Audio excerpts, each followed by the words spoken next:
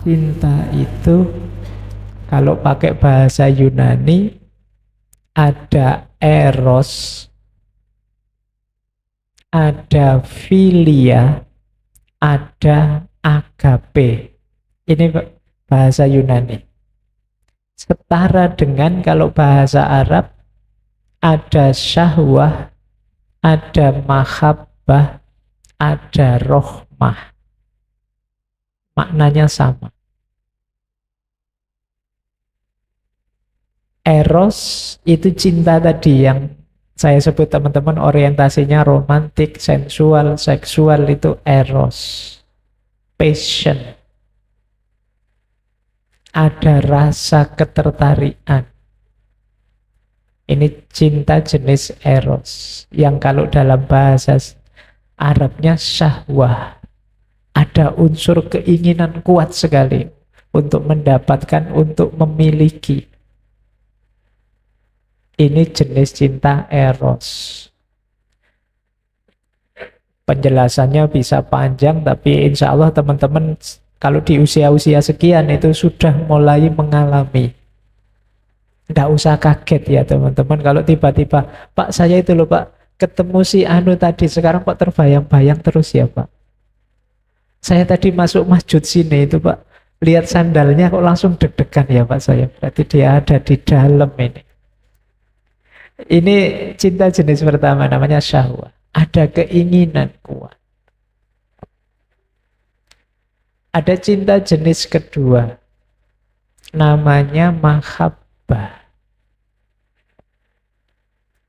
Mahabbah itu melebihi, kalau keinginan yang syahwah tadi ingin mendapatkan untukku.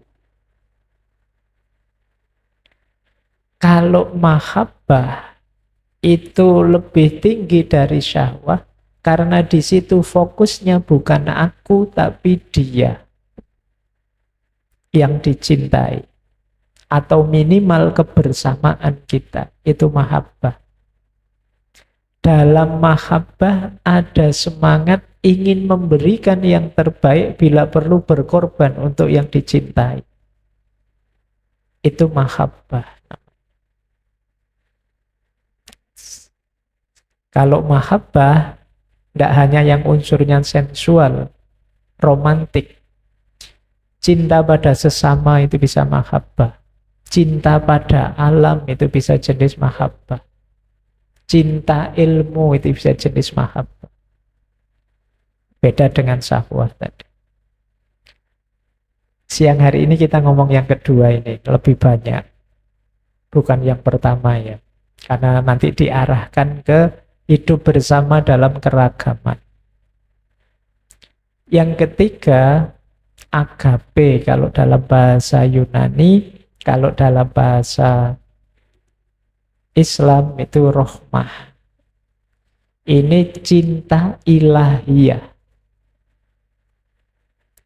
Cinta ilahiyah itu penciri utamanya adalah tanpa pamrih, tanpa syarat, unconditional.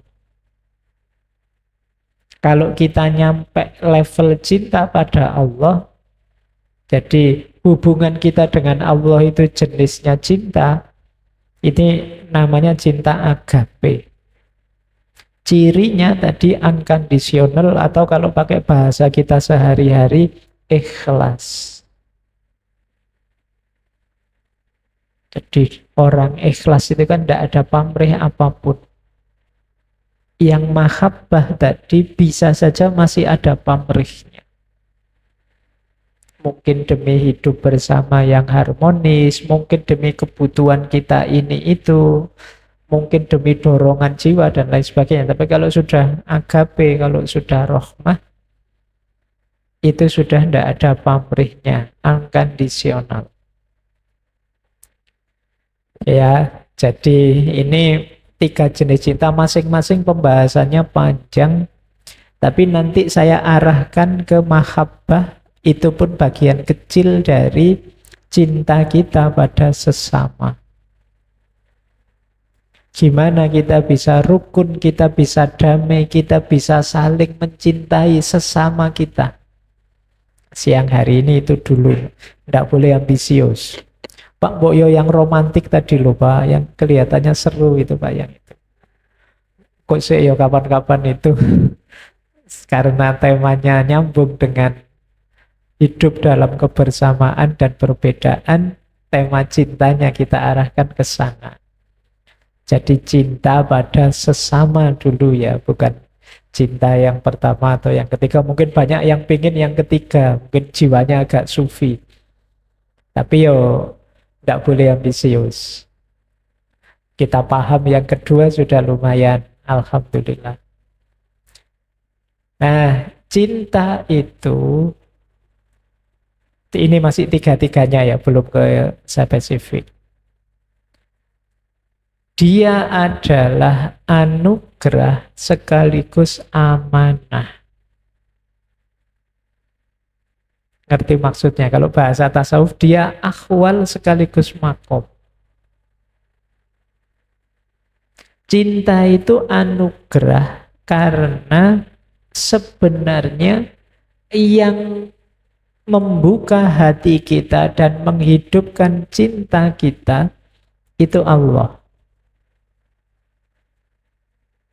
Kita tidak bisa loh merencanakan saya harus cinta pada siapa. Sampean kan tidak bisa milih. Padahal ya di organisasi kita bareng terus loh ya. Kok tidak jatuh cinta? Sementara ketemu teman yang tidak pernah ketemu ya, beda kelas sih, beda level, beda angkatan. Baru ketemu sekali kok rasanya kuat sekali. Itu yang disebut cinta itu anugerah. Yang tiap hari ketemu tidak muncul rasa itu, yang sekali ketemu bisa muncul. Kalau dikalkulasi matematis, harusnya saya jatuh cinta sama yang ini. Ini lebih cantik, lebih kaya, lebih hebat. Kok yuk saya malah suka yang ini itu loh. Dari mana ceritanya? Itu yang disebut anugerah. Jadi maka nanti banyak puisi teman-teman sering dengar ya, kalau cinta memanggilmu pasrahlah, kalau itu ya itu pasrahlah, bersyukurlah Allah masih menanamkan, masih percaya pada kita untuk mencintai.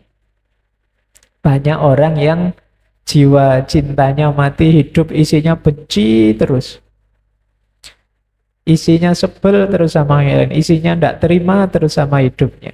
Alhamdulillah Allah masih menanamkan cinta pada kita.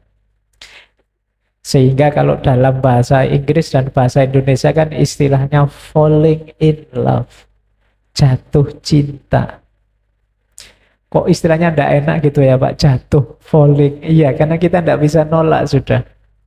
Kalau rasa itu muncul, kita tidak bisa menipu diri.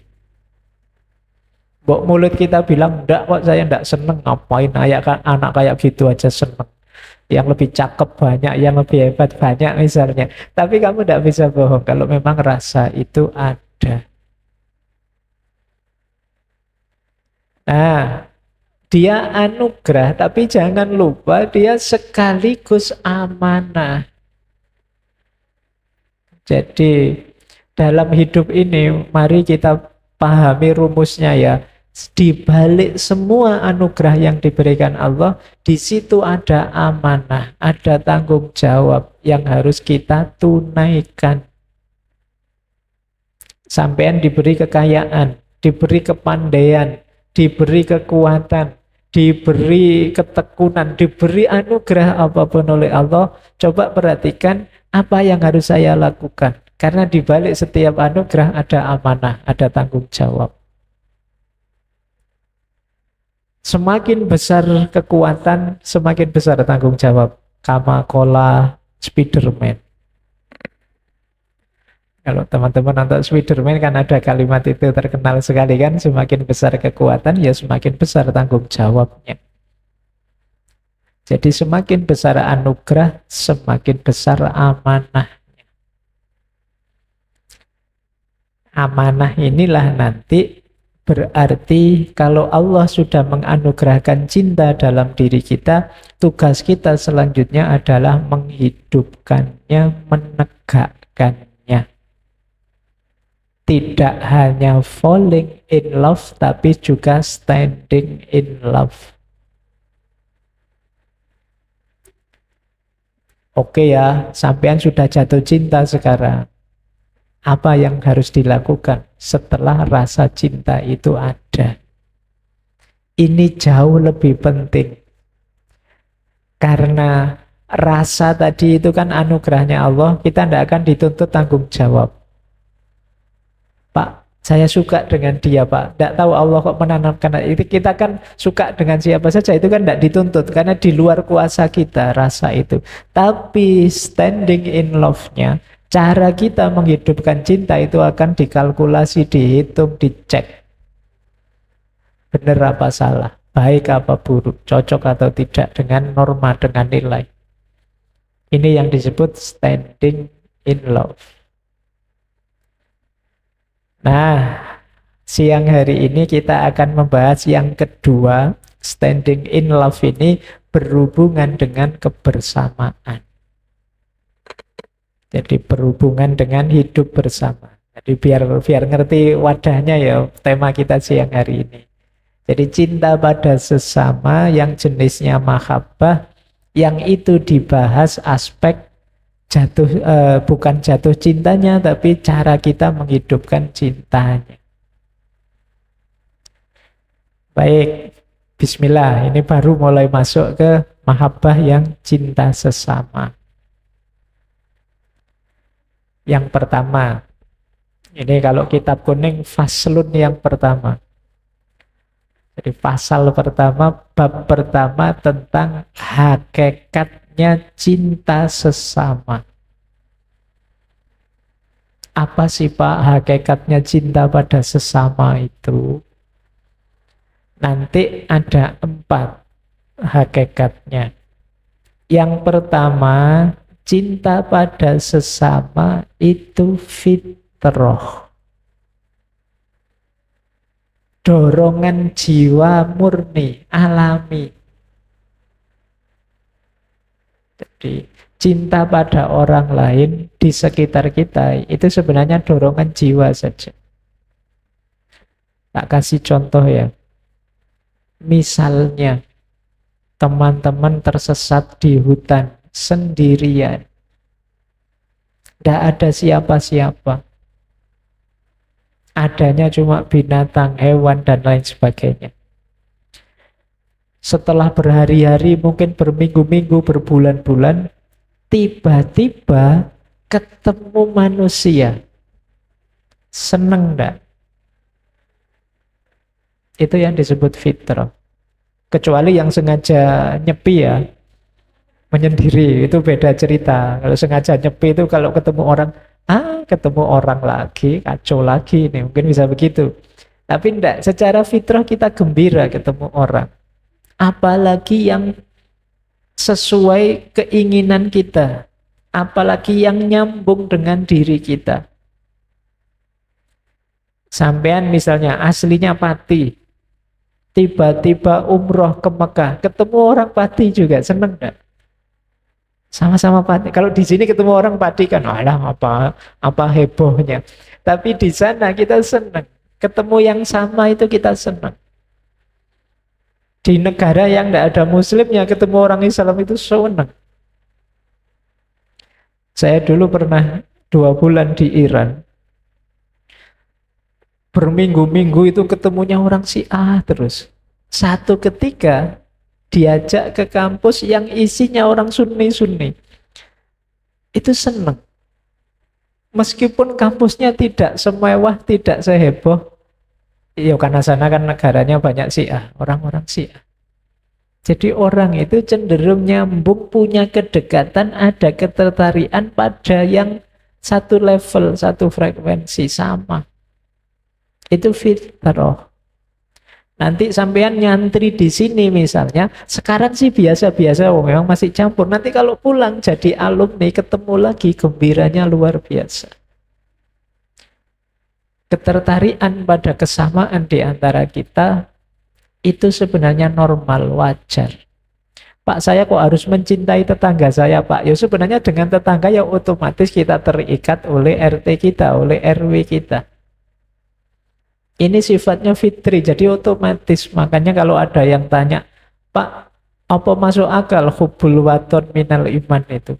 Cinta tanah air itu. Loh, cinta tanah air itu alami, natural, otomatis.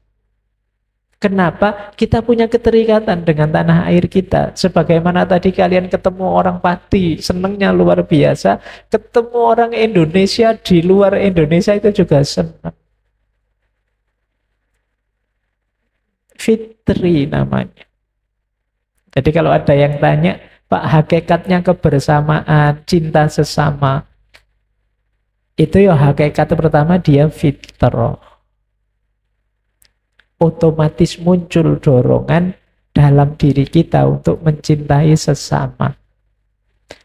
Tapi ada itu Pak, orang yang isinya kebencian, terus ngamuk, terus ingin memusnahkan yang lain saja isinya, berarti ada yang tidak beres dengan fitrahnya. Dan yakinlah hidup yang nabrak fitrah itu tidak akan bahagia. Kalian punya fitrah nikah misalnya, kok milih tidak nikah, itu insya Allah ya susah. Paling tidak susah, kemana-mana ditanya orang kapan nikah. Ya kan? Mungkin kalau sekarang kalian belum levelnya ya, sekarang pertanyaannya bukan kapan nikah, tapi kapan lulus. Setelah itu baru ditanya, kapan nikah, kapan kerja, kapan ini. Tuntutan-tuntutan itu akan selalu ada. Iya.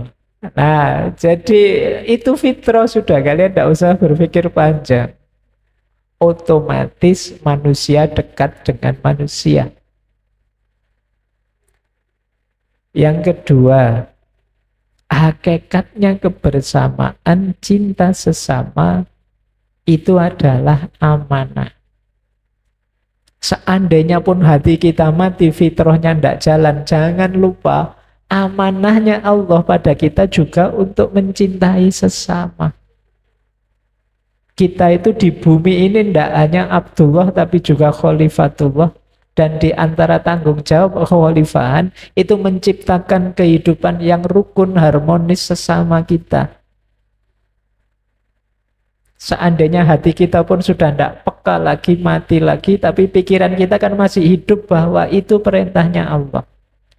Kita diminta saling menyayangi, saling mencintai. Ini jadi yang nomor dua, selain fitrah juga amanah. Ada tugas dari Allah untuk kita. Menciptakan kerukunan, perdamaian, harmoni, kebersamaan. Yang kedua. Hakikatnya yang ketiga, kehidupan bersama itu istilahnya kalau dalam bahasa Arab majalul khair. Majalul khair itu kalau diterjemahkan letterlek, orang lain itu adalah arena kebaikan. Ada sangat banyak kebaikan yang membutuhkan hadirnya orang lain baru kebaikan itu terwujud. Boleh teman-teman cek, Pak, kita itu oleh Rasulullah diperintahkan kalau ngomong yang lembut. Loh, hadirnya ngomong yang lembut jadi bermakna itu kan ketika ada orang lain. Apa sampean ngomong sendiri? Saya ngomongnya lembut sekali Pak. Dengan siapa? Sendiri Pak. Jadi kan tidak ada nilainya. Kita diminta Allah untuk berbagi kebaikan, berbagi harta, berbagi tenaga, dan ada banyak kita diminta itu. Loh, berarti apa? Orang lain itu berarti medan kita untuk melakukan kebaikan. Lah itu kalau kita benci orang lain, kalau kita saling membenci, kalau kita tidak suka, tidak mau dengan orang lain, berarti kita sedang melenyapkan medan kebaikan. Jangan-jangan harusnya arena kebaikan berubah jadi arena pertengkaran, arena dosa, arena kemaksiatan. Untuk tidak jadi arena yang negatif, ya tetap harus kita hidupkan dengan cinta. Baru dia bisa jadi arena kebaikan. Baik, saya lanjutkan. Itu ya, jadi yang kedua atau tiga tadi? Tiga ya, Alhamdulillah masih belum ngantuk.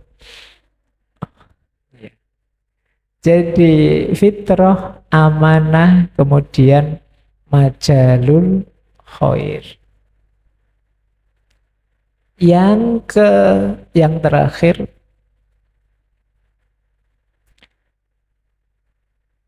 hakikatnya orang lain adalah thoriqul islah. Jalan untuk perbaikan diri. Hadirnya orang lain itu melengkapi kekurangan kita. Tidak ada manusia yang mampu segala hal, bisa segalanya. Tidak ada manusia yang tidak butuh orang lain. Setiap orang perlu orang lain. Di sini ada yang merasa introvert, tidak? Banyak ya, tidak masalah, itu tipe kepribadian. Tapi sadarilah bahwa seintrovert apapun kita, itu tetap butuh orang lain. Misalnya, acara hari ini apa bisa jalan kalau yang ada cuma saya? Saya dan kalian tanpa yang noto ini semua, tidak bisa.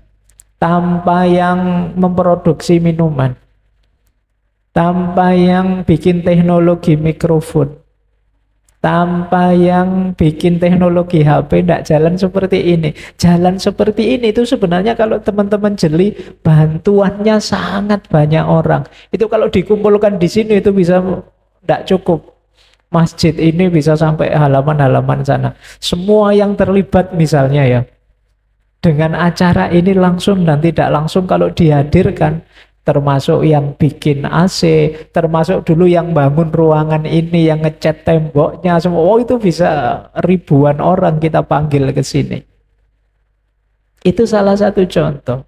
Untuk melengkapkan segala kekurangan kita perlu orang lain.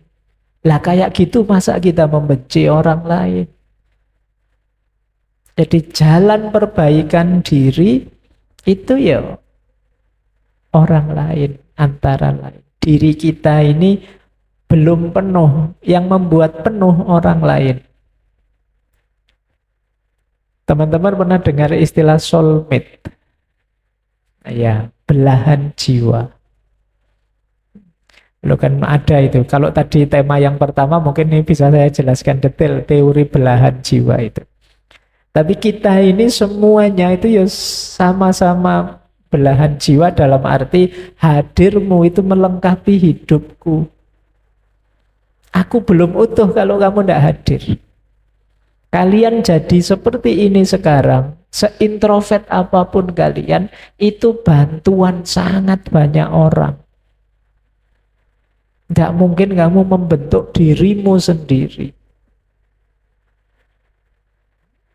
Jadi inilah hakikatnya, kalau ada yang tanya ya, kebersamaan dalam perbedaan yang dasarnya cinta. Hakikat cinta yang mahabbah, yang filia, yang kemanusiaan itu tadi berarti yang nomor satu fitrah, yang nomor dua amanah, yang nomor tiga majalul khair, dan yang terakhir thoriqul islah.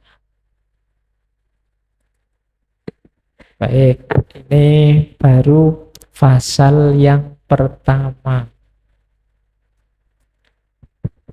Sekarang faslun lagi. Masih kuat kah, teman-teman? Masih ya. Loh, kalau enggak kuat angkat tangan ya nanti. Biar kalian Tenang, nanti jangan tersiksa. Kalau tersiksa mana-mana. Baik, kita buka lagi kitabnya. Kita lanjutkan. Faslun yang kedua. Sekarang bukan hakikat lagi, mari kita bahas standing for love-nya. Cara menghidupkannya. Gimana sih Pak mencintai sesama yang baik? Nah, sekarang kita nanti banyak buka isyarat-isyarat ayat ya dari Al-Quran, terus kita kumpulkan. Ini semacam rutenya mencintai sesama. Yang pertama ada ta'aruf. Ini rute pertama pasti. Ta'aruf saja sebenarnya masih kurang. Nanti ada istilah lagi, tidak sekedar ta'aruf tapi tafahum. Ini satu paket ya, ta'aruf dan tafahum. Jadi yang pertama itu nanti kita jelaskan satu-satu. Yang kedua tasamuh. Yang ketiga ta'awun. Ta'awun, kerjasama. Dan yang keempat tawasau. Tawasau itu bukan pertunjukan tawa loh ya. Tawasau itu saling menasehati. Bahasa Arab bukan bahasa Inggris. Karena kalau ditulis dalam bahasa Inggris nanti jadi tawasau, pertunjukan tawa. Ini kita pakai bahasa Arab. Tawasau wa tawasau bil haq wa tawasau bis sabr. Jadi ketika kita saling mencintai di antara sesama kita, yang pertama-tama ta'aruf. Kalau bisa yang mendalam, namanya tafahum. Makanya kan ada peribahasa itu, tak kenal maka ta'aruf. Ya tak kenal ya ta'aruf biar kenal ya. Semoga teman-teman tidak memaknai ta'aruf ini pacaran ya. Beda. Saya itu paling kadang sering ada yang menyebut, wah Pak Faiz itu termasuk yang membolehkan pacaran. Terus tak jawab gini loh, saya bukan masalah membolehkan atau tidak membolehkan pacaran. Definisimu pacaran itu apa? Itu baru kita bisa diskusi. Kalau definisimu pacaran dengan saya beda ya jangan debat dulu. Betul. Ya mungkin kamu mendefinisikan pacaran itu ya pegang tangan, kemana-mana jalan boncengan, terus kemudian senggol-senggol. Kalau kemalaman terpaksa ya nginep, itu mungkin begitu ya.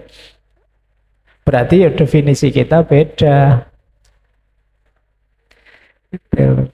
Ya kalau definisinya beda ya cara menghukuminya juga tidak bisa digeneralisir. Kita masih bermasalah di definisi pacaran, makanya. Wong banyak juga kan yang mendefinisikan pacaran itu ya ta'aruf. Loh kalau ta'aruf diperintahkan oleh Al-Quran. Wa ja'alnakum syu'uba wa qabaila lita'arofu, untuk saling mengenal. Makanya problemnya bukan boleh atau tidak. Loh, definisimu dulu pacaran itu apa.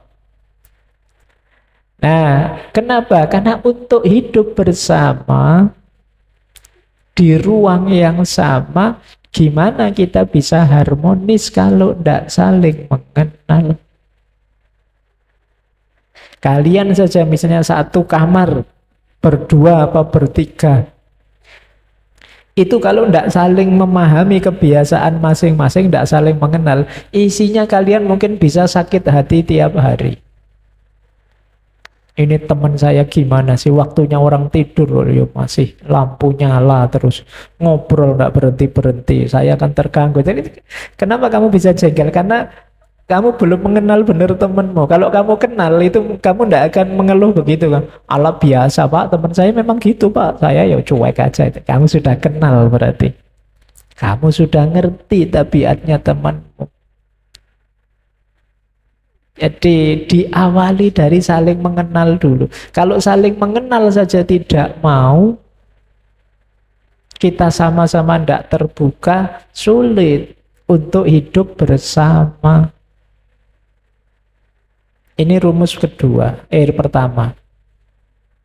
Kalau sudah kenal seperti apa watak, kebiasaan, kondisi. Yang kedua apa? Tasamuh, toleran.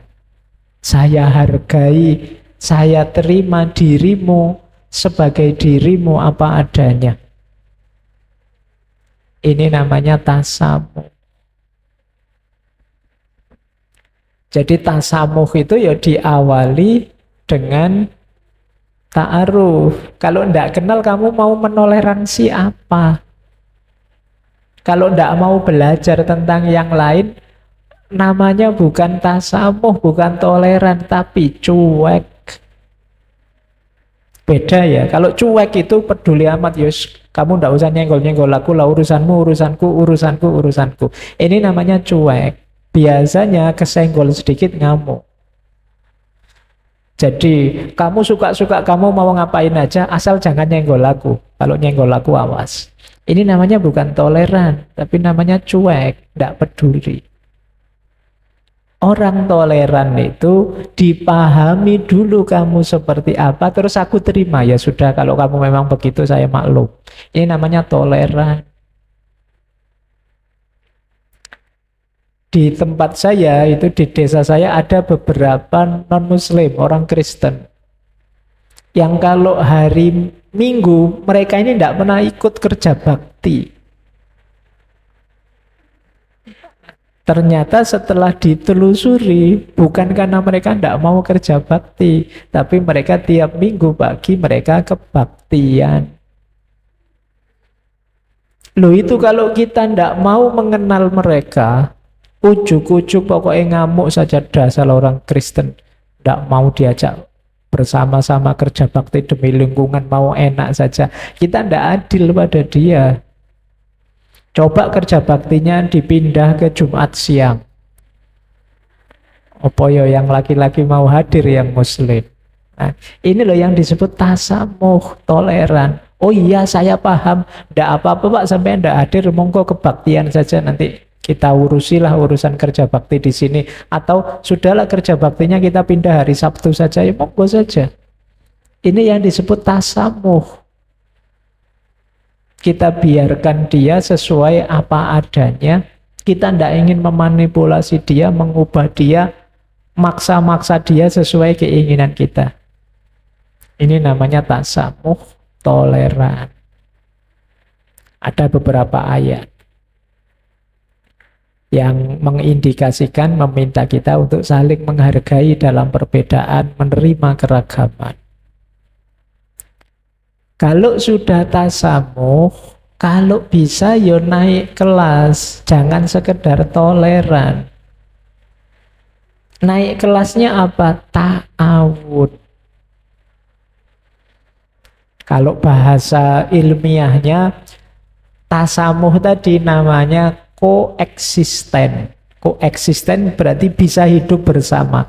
Kalau toleran tadi, kalau yang ta'awun tadi namanya proeksisten.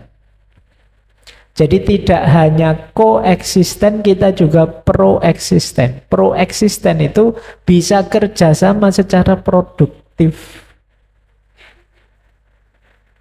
Meskipun saya muslim sampean non-Islam, tapi kan ruangan kita ini butuh tempat sampah yang sehat, yang tidak mengganggu masyarakat. Yuk bareng-bareng, yuk kita urunan kerja bakti bersama, bikin tempat sampah yang kondusif untuk kita semua. Ini namanya proeksisten.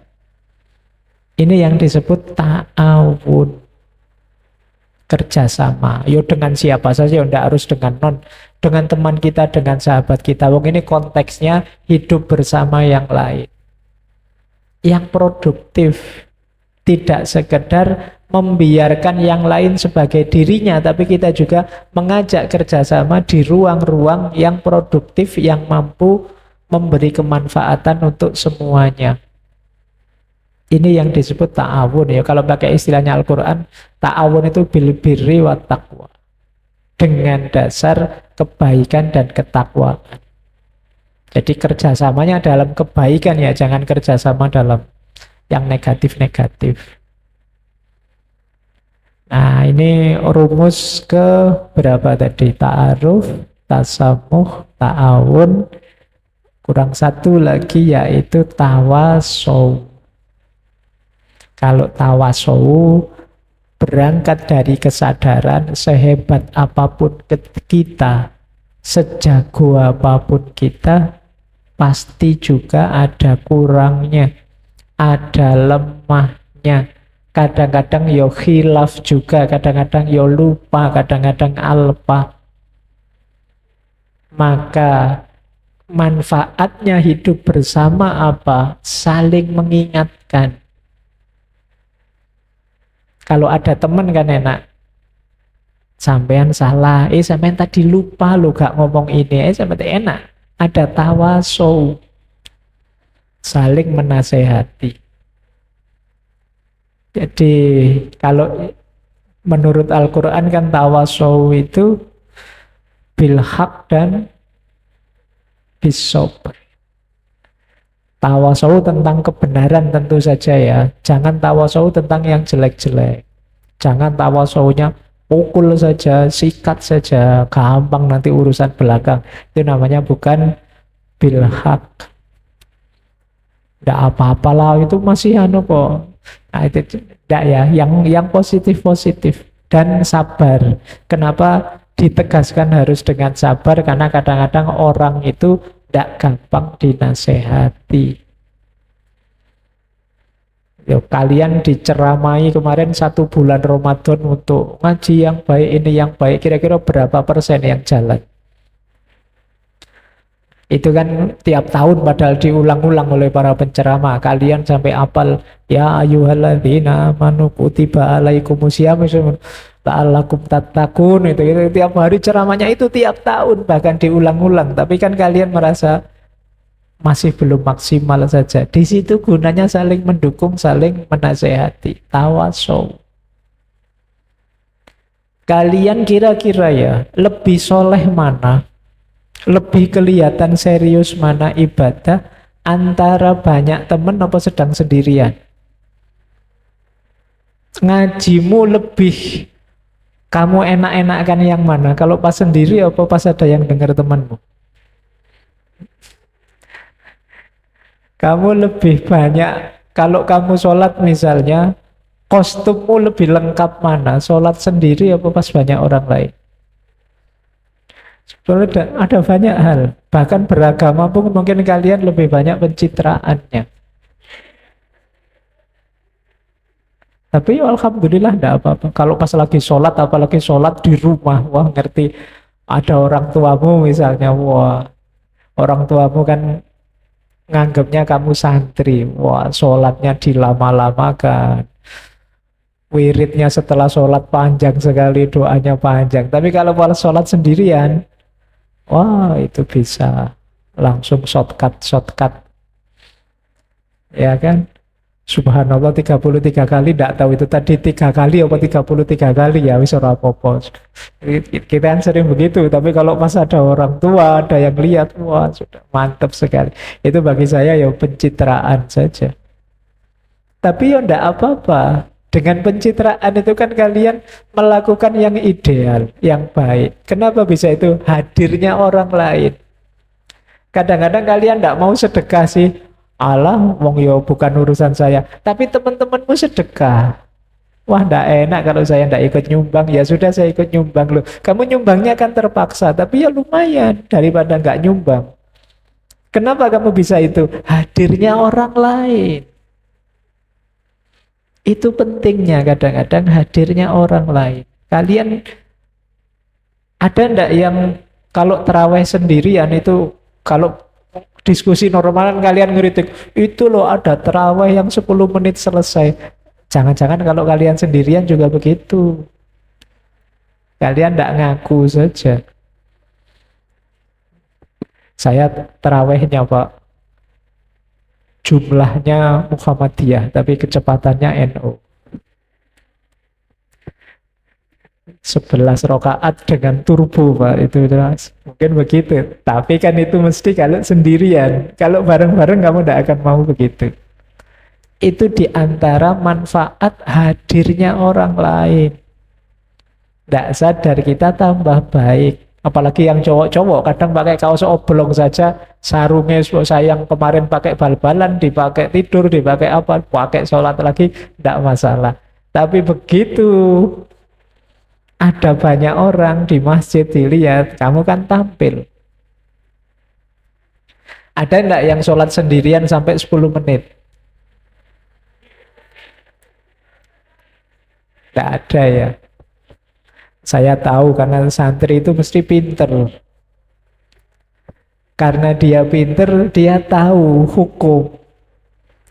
Jadinya sholat pun jadi tambah cepat. Habis takbiratul ikhram, mau baca doa iftitah, pinter dia. Doa iftitah sunnah kan ya? Sunnah, dilewati saja. Langsung Fatihah. Mau baca surat sunnah juga kan? Dilewati saja, ngapain Fatihah. Jadi sholatmu tambah cepat. Jadi kalau ada santri kok sholatnya cepet, alamat dia pointer itu. Dia ngerti mana yang bisa diloncati saja, mana yang bisa diambil pokok-pokoknya saja. Dan itu yang baru belajar agama tidak bisa kayak gitu. Lebih lama sholatnya. Itu situasi ya. Itu pentingnya orang lain. Nah, secara tidak langsung kontrol kita. Jadi lebih baik meskipun kadang kita tidak sadar. Terpaksa ikut, tidak enak kalau tidak ikut. Itu kan diarahkan oleh orang-orang sekeliling kita. Tapi ya kalau ke arah kebaikan tidak ada ruginya. Alhamdulillah. Baik, jadi ini rute ya, itu pasal kedua tentang rutenya hidup bersama yang ideal. Diawali dari ta'aruf, kemudian dilanjutkan tasamuh, ditingkatkan dengan ta'awun, disempurnakan dengan tawasow. Di sini kita bisa hidup bersama dengan lebih bahagia, lebih produktif. Oke, saya lanjutkan lagi. Masih kuat? Saya tambah sedikit ya. Ini sholat zuhur. Sudah jam... Iya, sudah jam 11. Saya tambah satu lagi. Saya bawa 5 fasal. Tapi ya mungkin kenanya baru 2, berarti 3 ya. Yang 2 kapan-kapan. Iyalah. Kasihan nanti kalau ketututan dulu. Jangan sampai nanti motong waktumu foto-foto. Saya lanjutkan. Lah ya kan kamu tadi, ayo acara hari ini kalian sudah selfie berapa kali? Nanti tambah lama berarti foto-fotonya. Baik, saya lanjutkan. Fasal yang ketiga. Kalau tadi yang kedua rute ideal, ini ada rute negatif, rute terlarang. Kalau yang tadi fadilah, yang mustahab, kalau ini yang makruh, yang terlarang dalam hidup bersama. Ini mematikan rasa cinta kalau kita menghidupkan ini. Yang pertama apa? Yang terlarang yaitu ananiyah. Ananiyah itu egois. Hidup bersama yang lain sih. Tapi yang lain itu kita manipulasi, kita gunakan hanya untuk kepentingan kita. Ini namanya egois. Sebenarnya kita tidak ingin hidup bersama kalau seperti itu. Kita hanya ingin memanjakan ego kita. Yang lain harus nurut sama saya, yang lain harus ikut sama saya. Saya harus dapat keuntungan banyak dalam kebersamaan ini. Mikirnya selalu aku. Kalian juga sebel kan kalau punya teman seperti ini. Rasanya bersama, tapi kok saya dimanfaatkan terus ya. Temanmu inginnya dapat keuntungan saja, dia tidak mau rugi. Ini kebersamaan yang negatif. Jadi memanipulasi yang lain untuk kepentingan sendiri. Ada enggak di sini misalnya ada tugas kelompok, terus yang lain bisik-bisik, dia saja yang ngerjain, dia pinter, kita bagian ikut saja. Yang kerja satu, tapi namanya dicantumkan semua. Nah itu egois kalian, tidak kasihan sama temenmu, kamu hanya memanipulasi temenmu untuk kepentinganmu. Ya relasi seperti ini tidak akan produktif.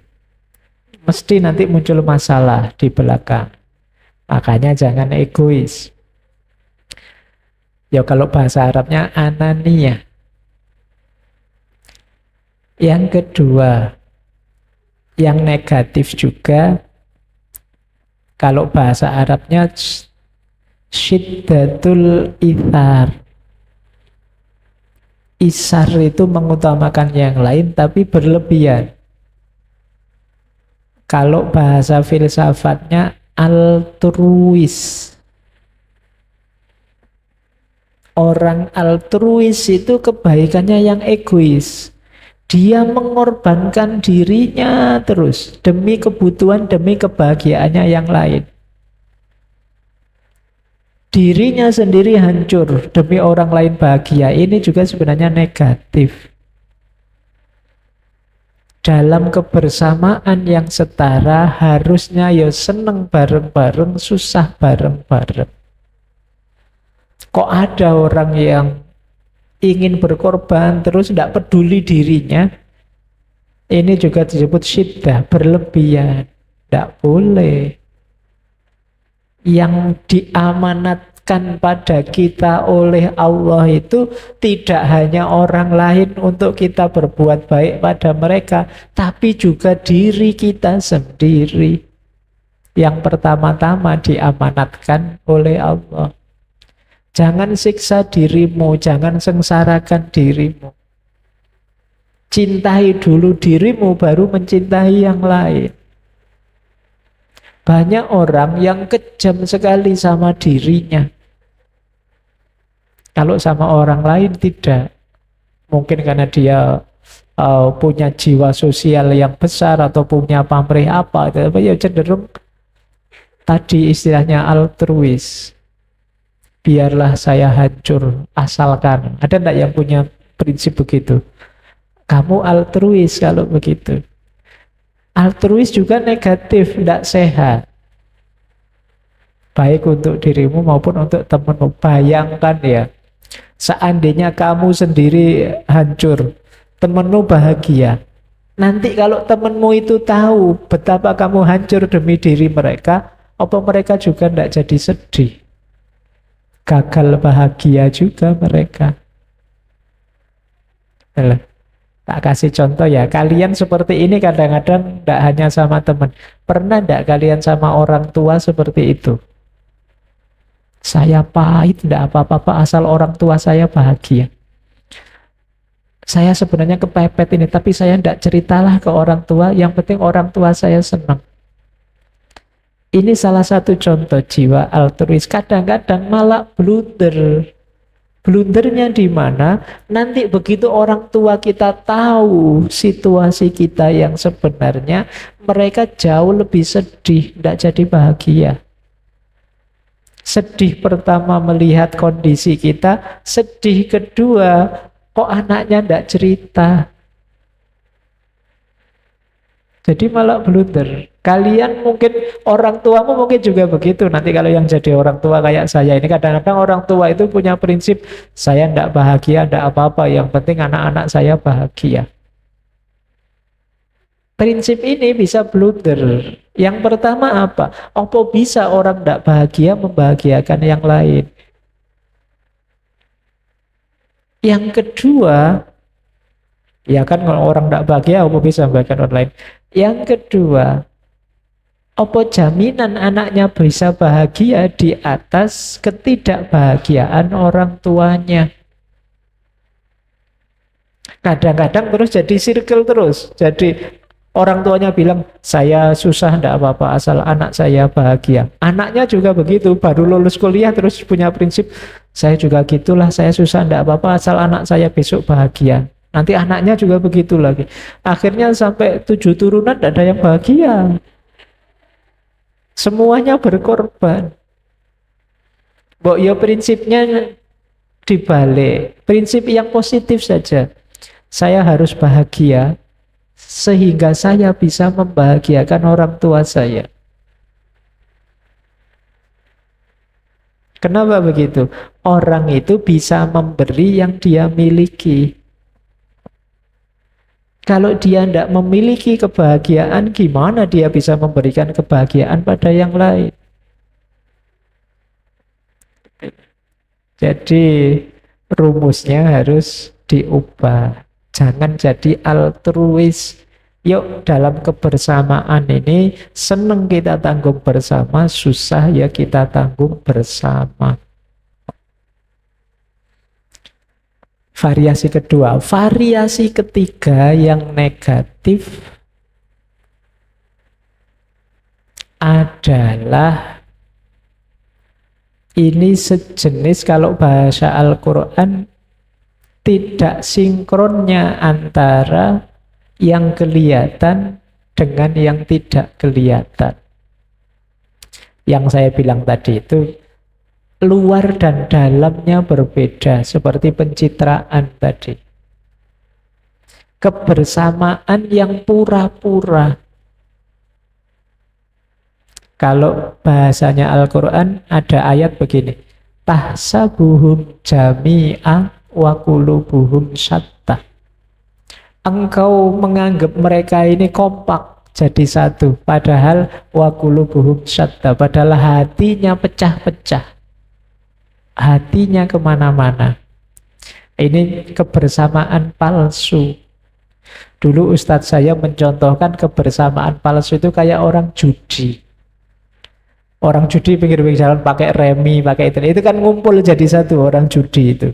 Kamu yang tidak tahu duduk persoalannya dari jauh lihat, rukun sekali ya orang-orang itu ngumpul jadi satu. Loh, padahal mereka itu jadi satu, tapi ingin saling membunuh, ingin saling menjatuhkan. Kelihatannya saja mereka kumpul jadi satu, padahal ingin saling menjatuhkan. Itu yang disebut tahsabuhum jami'an wa qulubuhum syatta. Ngumpul sih di sini, tapi hatinya masing-masing ditenono. Lihat besok kalau saya jadi orang, awas kamu. Ini namanya tahsabuhum jami'an wa qulubuhum syatta. Seolah-olah ngumpul tapi isinya ingin saling menjatuhkan. Ini variasi yang negatif dari kebersamaan. Terakhir, satu lagi ada variasi, ya orang hari ini menyebutnya kolusi. Kolusi itu saling mencintai, kesepakatan bersama, kerjasama, tapi dalam dosa, kemaksiatan, dan keburukan. Waduh, teman saya ya, kompak sekali, saling melindungi, saling membela, padahal habis ketangkep nyontek bersama-sama. Nah, ini kan kerjasama dalam keburukan namanya. Kalau yang dalam seperti ini ya sama sekali tidak mulia. Meskipun kamu bilang, ini dasarnya saya cinta kok Pak, cinta sama teman. Tidak bisa kalau dalam keburukan. cintamu itu kalau kamu hidupkan dengan cara yang buruk, ya kamu sebenarnya sedang menghancurkan cinta itu sendiri. Untuk hal-hal yang buruk jangan kerjasama. Jangan saling mencintai. Saling mencintai ya dalam kebaikan, bukan dalam keburukan. Jadi kalau diajak temanmu yang manapun untuk hal yang buruk, tolaklah, justru itulah bukti bahwa kamu mencintainya. Justru jangan diterima. Bukan menunjukkan kamu benci. Disitulah kamu tunjukkan bahwa kamu cinta. Kamu tidak mau dia melakukan keburukan, kejahatan, dosa, kerusakan karena kamu mencintainya. Jadi itulah rumus kebersamaan dengan landasan cinta. Baik, itu ya teman-teman. Wah, ketahuan saya ngomongnya. Tidak apa-apa, wis ya. Alhamdulillah, lumayan dapat 3 pasal. Kalau di kitab kuning itu sekitar 3-4 halaman lah ya. 3 pasal tadi. Kita sudah ngerti paling tidak dasar-dasarnya hidup bersama dengan landasan cinta.